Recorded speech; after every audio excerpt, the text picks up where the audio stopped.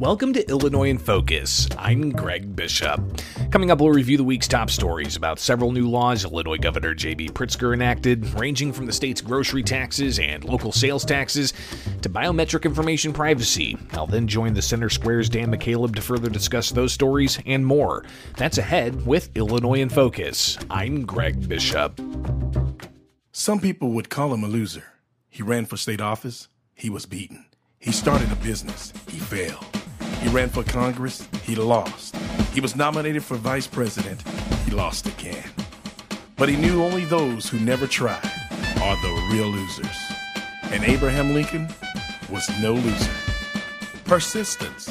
Pass it on. From the Foundation for a Better Life at values.com. Welcome back to Illinois in Focus. I'm Greg Bishop. Here's some of the top stories from the past week. There's a lot more to the newly enacted law eliminating Illinois' grocery tax in 2026. Local governments can now impose their own 1% tax, along with other sales tax increases. Governor J.B. Pritzker announced this week he signed House Bill 3144, touting relief the measure will bring with inflation cooling off. But it doesn't go into effect until January 1st, 2026. The measure does other things, like allowing local governments to impose a grocery tax and increase other sales taxes, not through voter referendum, but through ordinance. That takes effect immediately. Republican State Senator Don DeWitt said the legislature had a chance to benefit taxpayers by backfilling the revenue for local governments with other taxes the state already collects, but it decided to shift the tax burden to local governments. A tax cut that has net zero effect is not a tax cut. All he did was put the burden on local governments, and now they're going to have to deal with that. DeWitt said he knows some local elected officials happy the grocery tax eliminations put off until 2026 so they can get through next year's municipal elections without having to tackle the issue. Meanwhile, changes to Illinois' strict Biometric Information Privacy Act are now on the books. Kevin Bessler reports. Effective immediately, the change expands the definition of written release to include electronic signatures and would make multiple violations of BIPA a single violation if committed against one individual. Bill Mellon, Executive Director of Illinois Citizens Against Lawsuit Abuse, said the old law was crippling to businesses. They check into work in the morning, that's 1. Then they check out for lunch, that's 2. Check back in for lunch, that's 3. Check out for work, that's 4. At $5,000 potentially per instance violation, that adds up really quickly. But Technology and Manufacturing Association lobbyist David Curtin says the changes didn't go far enough. Very happy with the governor signing it and Leader Cunningham shepherding it through. Not as strong as we wanted, but it alleviates a lot of concerns that our members have. Business groups lobbied for the changes following several high-profile lawsuits against employers. I'm Kevin Bessler. Those are the top stories from the past week from Illinois. Find more online at thecentersquare.com. Coming up for Illinois in Focus, I'll join the Center Square's Dan McCaleb to further discuss the news. This is Illinois in Focus, a production of America's Talking Network. I'm Greg Bishop. Do you know what elected officials in Illinois are doing with your tax dollars? Do you want to make sure that your voice is heard? If so, then you need Blue Room Stream, a live and archived video streaming service that provides access to government meetings and events. With Blue Room Stream, you can watch how your elected officials make decisions, hold them accountable for their actions, and be a more informed citizen. Blue Room Stream is the perfect way to get involved in the democratic process and to make a difference in your community. Subscribe today at blueroomstream.com. Welcome back to Illinois in Focus, powered by the Center Square. I'm Dan McCaleb, Chief Content Officer at Franklin News Foundation, publisher of the Center Square Newswire service. We are recording this on Thursday, August 8th. The Veep Stakes drama ended this week with Vice President and presumptive Democratic presidential nominee Kamala Harris selecting Minnesota Governor Tim Walz to be her vice presidential running mate. That means Illinois Governor J.B. Pritzker will not be on the ticket. Joining me to discuss this and more is Associate Editor Greg Bishop. Greg, Pritzker said at an unrelated news conference that Walz was a good selection and he has his full support. Tell us more about his reaction. Yeah, so the governor, of course, had been in the field of speculation of a possible vice presidential running mate for Harris. All of this coming together real fast, Dan. I mean, we look back at the past month. When you observe all of the different news items that have popped, it feels like a complete year's worth of news. But after you had Biden, who dropped out of the race the Sunday following the Republican National Convention, which followed former President Trump's attempted assassination, Biden making that announcement kind of threw the race for a loop, and he endorsed Kamala Harris. So then, in the weeks preceding, a lot of speculation was, who's Harris going to pick? There was 8 different names that were floated regularly, including Pritzker. Pritzker was making the national talking head shows for day after day after day. He wouldn't confirm he was being vetted. Then he would confirm he was being vetted, but he wouldn't share the conversations that were being had. But ultimately, when it came down to either Pennsylvania's Governor Shapiro or Minnesota's Governor Walz, a lot of people realized that Pritzker was not going to be that choice. So when the choice was ultimately made for Tim Walz as the running mate, that gave Pritzker the opportunity to provide his reaction. And he did that this week, saying that Walz is the right pick. He's right on certain issues, and he believes that that's the ticket. And he's going to go out and vehemently support the Harris-Walz ticket for Democrats. Now, all of this is going to be officially confirmed with the Democratic National Convention later this month, where the Center Square will be on the ground reporting. So be sure to stay up to date at thecentersquare.com. But Pritzker, he talked about the vetting process a bit when he was asked by reporters, and he said it was very thorough, very professional, and even some likening it to a colonoscopy. And the governor chuckled and said, yes, it's very similar to that type of vetting. But ultimately, the governor not being picked, and the reaction to that is interesting. From Illinois' Republican Party, Kathy Salvi said that the Harris pick of Walz continues with the disastrous Bidenomics policies crippling the nation's economy as we speak, she said. She further went on to say about Pritzker not being selected, and this again coming from the Illinois Republican Party. Kathy Salvi said, at least Americans can breathe easy knowing that Illinois' out-of-touch leftist billionaire Governor J.B. Pritzker won't be a heartbeat away from the presidency anytime soon. Salvi went on to say, quote, with leftists like these handling the Democratic ticket, then President Trump's message of secure borders, safe streets, and prosperous communities will win in November. So an interesting reaction there to not just Walz being selected for Harris's running mate, but Pritzker not being the one that's selected. I'm going to ask you for your opinion on this next question. Do you think Governor Pritzker was a little disappointed? We've been hearing the speculation that Pritzker has been running some kind of campaign in the background for higher office. And this goes all the way back even to 2022 when Pritzker was running for re-election, because there were stories that some national publications would put out saying that, Pritzker, a billionaire politician from Illinois, has the ability to quickly step in at a moment's notice to, be a prime running contender for higher office like president, for instance.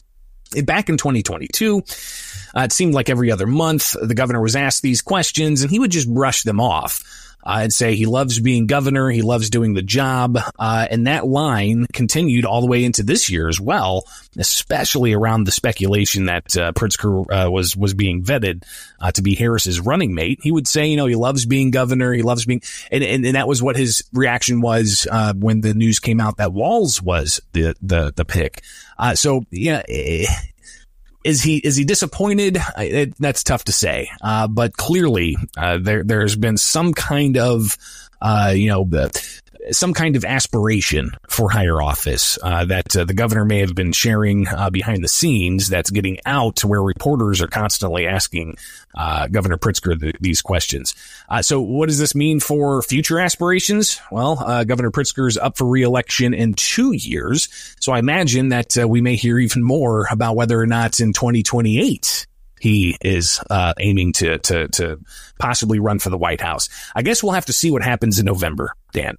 Yes, and what we don't have to worry about now is if Pritzker were selected by Kamala Harris to be her running mate, and they did win in November, then we'd have a governor change in the state of Illinois, 2 years short of his term being up. Lieutenant Governor Juliana Stratton finish out the term before the next election. There were some representatives at a recent news conference where the governor was signing legislation who said that they were happy that the governor wasn't going to be moving to D.C. anytime soon, though they would have been happy with a Governor Juliana Stratton. Also this week, Greg, Governor Pritzker signed legislation that will eliminate the 1 cent sales tax on groceries in the state, but it also opens the door for local governments to, one, add back that 1% sales tax, but also increase other taxes without voter approval. What's going on here? Yeah, this is really fascinating to see how this has played out, but also the messaging of this. If you recall, Dan, when inflation really kicked into high gear, this back in 2021 into 2022, the governor and the state legislature agreed to freeze the grocery tax statewide for 12 months. And that reduced the 1% grocery tax to zero just for a full year. And in the budget for that year, the legislature did backfill with state tax dollars the money that would go to local governments to make up for the lost revenue, because that 1% grocery tax goes back to local governments. So they had that in place for a year. Even Republicans back then who supported that idea, they said that in 2022 it was an election year and it was an election year gimmick. So you recall that. Yes. Well, the grocery tax sunset it lifted, so that year goes by and the grocery tax kicks back in. Well, then at the beginning of this year, Governor Pritzker in February for his State of the State and Budget address, he announced that he wants to get rid of the grocery tax statewide altogether. No more temporary lifting of it. He wants to get rid of it altogether. And throughout the legislative session, you had the governor and legislators find the best path for this. And ultimately they said, we're going to eliminate it in the year 2026. Not immediately. In the year 2026, January 1st. So that's how they got it through the budget process. And when the governor signed the budget in early June, he declared we got rid of the grocery tax, period, full stop. But that's not necessarily true, because he didn't sign that measure when he signed the budget in early June. He signed that measure this week, just in an email announcement to members of the media. Hey, this legislation signed. We got rid of the grocery tax. But again, even there, the grocery tax isn't eliminated until January 1st of 2026. Now, when this was working its way through the legislature, this particular bill, it was revealed that there were a lot of other things. So it wasn't just the grocery tax. There's a lot more behind that newly enacted law than just the reduction of the grocery tax from 1% to 0%. It also allows for immediately, not in 2026, immediately, local governments of all sizes can increase their own grocery tax up to 1%. But the legislation also said, effective immediately, local governments can increase other sales taxes. And all of this not through a voter referendum where voters would go to the polls and say, yes, local government, please increase my taxes. No, they can do it through an ordinance. So they simply just have to have an ordinance, go through the process, vote up or down. If it goes up, then they can increase taxes, not through voter referendum. And what's fascinating here also, Dan, is how this could have impacted local elections. I talked with Republican State Senator Don DeWitt, who said that he had a better idea to backfill the lost local revenue from the reduction of the grocery tax with state tax dollars that the state already collects. And he said that they could dip into the local government distributive fund and give those state tax dollars back to local governments, and thereby keeping everybody whole without the need for increasing taxes locally. So DeWitt says that this is not a tax decrease. This simply just shifts that tax burden to local governments and local taxpayers, to where they have to make the decision to either A, go without that revenue. And he gave me examples of one community, it might be $300,000, but another community that's much larger, it could be $6+ million, if not more, depending on the size of the community. So the community has to either A, be okay with the lost revenue from the state, which means fewer services, or B, be okay with increasing taxes. So how this has been messaged, how this has been talked about leading up to this week when the governor signed the bill, rather fascinating to see it play out. Something else DeWitt noted, Dan. He said that with the tax going away statewide January 1st of 2026, that allows for those in municipal government to get through next year's April consolidated elections for some local governments without this having to be an issue that voters are discussing. Greg, we had quite a bit of a market drop earlier this week that sparked fears of a recession, that either we are already in a recession or that a recession is coming. Your team here in Illinois did our own story on the state of the economy in the state of Illinois, and the unemployment rate is on the rise and wage growth has slowed. Tell us about that. Yeah, there's a lot of different indicators that analysts can review to see the health of an economy. And some of those indicators obviously are the unemployment rate. And the state's unemployment rate for Illinois has historically been above the national average. Even after the Great Recession, it took Illinois a lot longer than other states to rebound. And even after the COVID era, it took a while for Illinois to rebound to get to pre-COVID levels of employment. So the unemployment rate for Illinois, 5%. It's almost a full percentage point higher than the national average. You look at some of the neighboring states and their unemployment rates are much lower. Chicago also has a high unemployment rate of about 5%, and that's higher than most, if not all, large metro areas. But something else, unemployment rate's one thing. Something else is workers' wages, and that's another indicator. And it looks like workers' wages are growing, but more slower than it has in the past. So when you combine the unemployment rate with worker wages sluggish, and then you factor in some other things like layoff notices, then you start to get a bigger picture of what's going on with a state's economy. Now, Illinois, as other states have to, they have to comply with the Worker Adjustment and Retraining Notification Act, also known as the WARN Act. And this is a employer mandate that if they're a certain size employer and they're letting go a certain percentage of their workforce, they have to notify the state government's economic agency in Illinois. It's the Illinois Department of Employment Security, I believe, that they have to, and also the Commerce and Economic Opportunity Agency. They have to get this information and compile it, and the public can see these reports. So, for instance, in the past 7 months, Illinois has had 7,300 layoffs reported. That's from January through July of this year. And those WARN reports include companies like John Deere. Those WARN reports include companies like Jelly Belly and a variety of others, including the Democratic National Committee, Dan. They had to file a WARN report saying that they're going to be laying off like 70 some odd people after the DNC wraps up in Chicago. So obviously some of these are seasonal, but when you go through the WARN reports, you see examples of why these particular companies are laying people off, and they range from flat out closing to being sold to a slowdown of capacity and so on. So for Illinois companies, 100 or more layoffs last month. John Deere, Geodis, NBC Universal, Keepler Vision, and a variety of others. But also you've got even the closures of some other retailers, Big Lots announcing closures.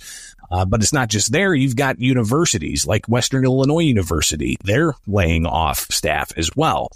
So all of these factors combined, you see a picture of an economy that could definitely use some love. Agree with you there, Greg. And of course, our listeners can keep up with the state of the economy and jobs in Illinois at thecentersquare.com. Greg, also this week, it looks like we might be getting a little bit of clarity when it comes to Illinois' gun ban and the challenge to its gun ban based on some gun restriction challenges in another state. You wrote about that this week. Tell us about it. Yeah, so this week, a federal appeals court out of Maryland upheld Maryland's gun ban, a ban on semi-automatic rifles. And this was an appeals court action. Dan, this is final action. This wasn't on preliminary grounds that Illinois went through all of last year, where plaintiffs were saying, before we decide on the merits of the law, can we please get a temporary hold on the law so that we can have the law not enforced while the courts work out all the back and forth and legal filings and hearings and such to deal with the merits on final judgment. So with Maryland's case, they had already gone through all of this. The Bianchi case out of Maryland had actually gone all the way up to the U.S. Supreme Court, but was kicked back down to the lower courts to deal with things. And this was after the New York State Rifle Pistol Association v. Bruin case that the U.S. Supreme Court did rule on, siding with gun rights advocates, reversing some New York laws. So after that, which is known as the Bruin decision, which built upon previous Supreme Court precedent on the Second Amendment about how gun laws need to match up with text, history, and tradition.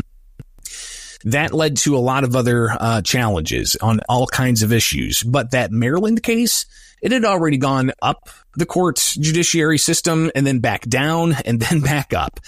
So this week, on its second ascent, the appeals court out of Maryland, the federal appeals court, sided with the state and said that their gun ban was constitutional. So now plaintiffs in that case, they're saying we're going to the Supreme Court. Now, rewind back to last month, Dan. We had a story where in Illinois, you had plaintiffs challenging Illinois' gun ban on those preliminary issues, going to the U.S. Supreme Court saying, hey, can you please take this case on a preliminary basis, what's considered interlocutory, meaning the case isn't fully settled yet. They haven't had final judgment, but they wanted the U.S. Supreme Court to come in and take the cases anyways. Justice Clarence Thomas denied taking those cases out of Illinois and said, hey, we need final judgment. We need a record. Get a record put together on final judgments and then come back to the U.S. Supreme Court. So Illinois is dealing with that right now. You got the Southern District's federal court taking up a bench trial September 16th on Illinois' ban. But with the action out of the Maryland appeals court on final judgment, siding with the state in Maryland, that's the case that's going to make it to the U.S. Supreme Court, with plaintiffs saying they are going to file a writ for certiorari, which is a request for plaintiffs to have their case heard by the U.S. Supreme Court. So likely that case is the one that's going to be up in front of SCOTUS before any other cases, including Illinois. And gun rights advocates are saying that the days are numbered. They estimate that it could be 9 months before it's heard and decided upon. So this obviously is something that a lot of people in Illinois are going to be watching closely to what happens with the case out of Maryland. Supreme Court, of course, is in summer recess after finishing up their 2023-2024 docket, but they'll be starting to accept cases again in the fall. Sometimes they rule early on these cases, but usually their rulings come in the following spring. So it could be as soon as April, May, June of next year. Of course, the Supreme Court still has to accept the case, which is expected. But we could have some even more clarity by next spring. Well, you could have some action out of Illinois where a judge in the Southern District, Judge Stephen McGlynn, could actually say, you know what, we're going to put an injunction on this on final judgment. And then we'll obviously report out how that impacts gun owners in the state of Illinois, with it expected to go back to the appeals court before it can go to the Supreme Court. But before all that, it's fully expected that the Maryland case will make it to the U.S. Supreme Court before all else. Greg, thank you for joining us today. Listeners can keep up with all the stories we talked about and more at thecentersquare.com.